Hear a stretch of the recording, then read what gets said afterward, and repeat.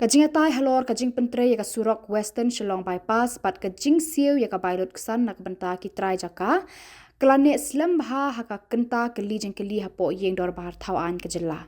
Haba jubab Halor jengkeli usumbut menteri rangba Khuborjylla ba prestun tensong ulaong ba kakam kelayat chakmat bat ke sorkar kala pelat ya by Luksan Kitrai jaka lengba ki deputy commissioner jaka Ribhoi district bat kumju ru na East Khasi Hills district. B.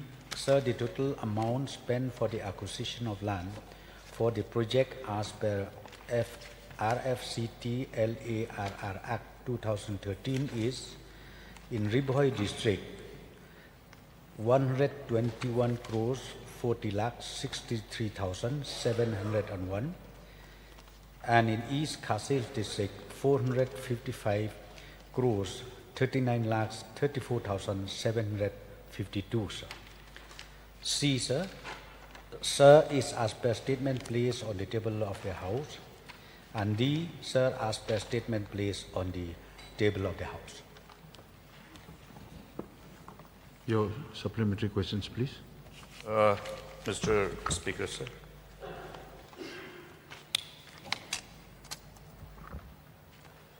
Now, in view of the inputs that we received from some of the aggrieved people of the area, I have tabled this question.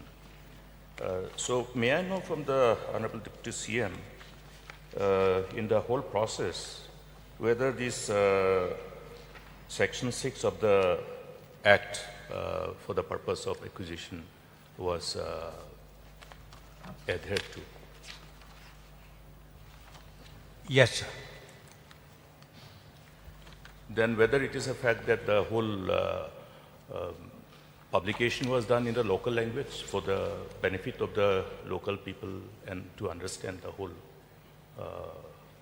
evaluation report of the social impact assessment?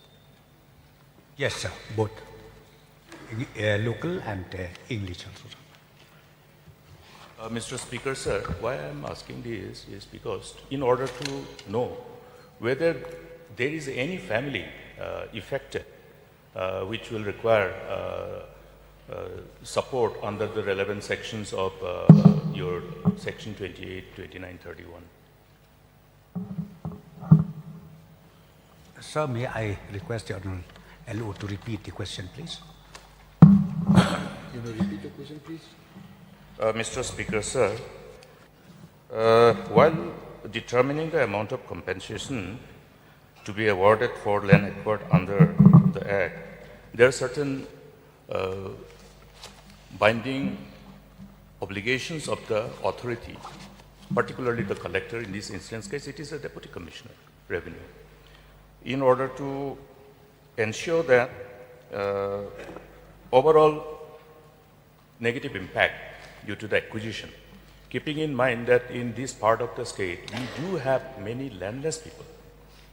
Therefore, from that perspective, whether this whole determination for award of whatever amount was paid against the acquisition of the parcel of land, whether this social impact assessment indicated any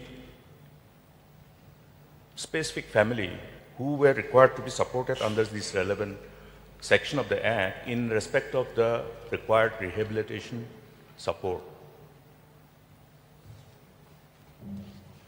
Yes, sir. In fact, due diligence has been completely followed as per the Act itself. And that also clause by clause, para by para, it has been followed strictly as per the Act itself, sir. And number two, sir, as of today, my simple reply is, as of today, in fact, all those beneficiaries who were entitled to get the compensation are satisfied, except maybe few of them where among themselves there was a kind of difference in claiming, counter-claiming the ownership issue. Only those issues were there, sir.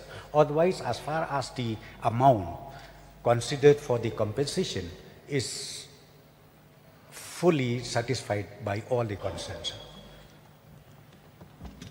Mr. Speaker, sir, I think we are aware of this fact that there is some problem going on in respect of handing over of the parcel of land.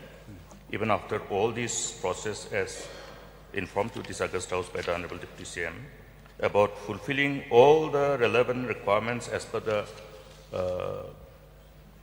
relevant act. But what is the reason that this particular dissentment that has been reflected even by media, what is the factor? Had any exercise been made to verify the cause, whether there is a displacement of any family, keeping in mind that, refer to my earlier supplementary where I have submitted that in the context of this part of the state, there are families who do not own the land, but then they settle in certain areas which belong to the clan, which belong to the community, the Slem. So I think it is necessary for us to know, since in view of the reply in respect to similar kind of land acquisition, we see that land acquisitions are being done even without resorting to fulfill this requirement of this law in respect of earlier question. Social impact assessment was not done. Then how will we know the likely displacement? Wherein, if there is a displacement case, then rehabilitation, all these measures which is required to be provided to the affected families have to be fulfilled. So, in order to protect the interests of the poor and those vulnerable section of the families, this exercise is needed. So, may I get the mind of the Deputy CM that we can look into it whether there is some gap or lapses or some omission or commission in respect of determining the affected families? Yes, sir. In fact, the issues that crop up or coming up till this moment, it is being attended to by both the respective deputy commissioners, district collectors of Khasi and Ribhoi district. And we are working out on these issues, but the main issue, as I have already replied, there were some kind of claim and counterclaim. If the plot belongs to the clan, again another within the clan, another person will claim again. So these kind of issues were there. And point number two, sir, ultimately, in fact, as per the Act, we are here from the government to help out those displaced people. In case if there are family where ultimately the road has to be constructed, the alignment has to be through there, we make sure that displacement does not affect, and even the future shifting of themselves will be taken care by the government as per the provision of the Act itself. Point number two, sir, as far as there are two acts which is now applicable in the state of Meghalaya as far as acquisition of land is concerned. One is the NH Act. I think our Honorable LO, he referred to the NH Act, where this particular clause is not there. Social impact assessment was not there. Why it was not there, sir? In fact, for the clarification, I would like to mention here, it was not there because all the national highway is treated as existing road. When it is treated as existing road, it is not a greenfield project, it is an existing road.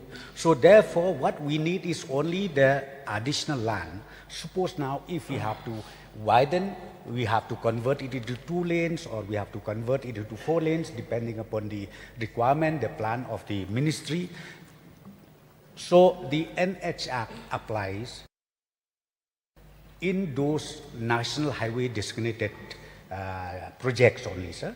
And that, as I've said, yes, social impact assessment was not there, sir. But in spite of that, if there is no provision of social impact assessment, still the landowners who falls in that portion where the land is required to be acquired, this even in the NH Act is taken care of all these issues. as far as the landowners is concerned. Sir, so in conclusion, sir, I would like to explain here that as far as the land compensation of the Western Bypass is concerned, we don't have much issues. There is no issue where the landowners brought to the notice of the government or the district collector that I will not part the land because the rate is so and so, or because you did not calculate the building or the crops or whatever we have in that particular size. Because all these issues, as I said to you, sir, it has been already taken care of. And I really appreciate the DC revenue of both the district. They were on the ground, always they were on the ground along with the stakeholders to find out solution to this. And as of now, sir, there is not much problem on this particular project, except with the issue of ownership, as I said to you. But again, within no time, I'm very sure we'll be able to resolve these issues, sir.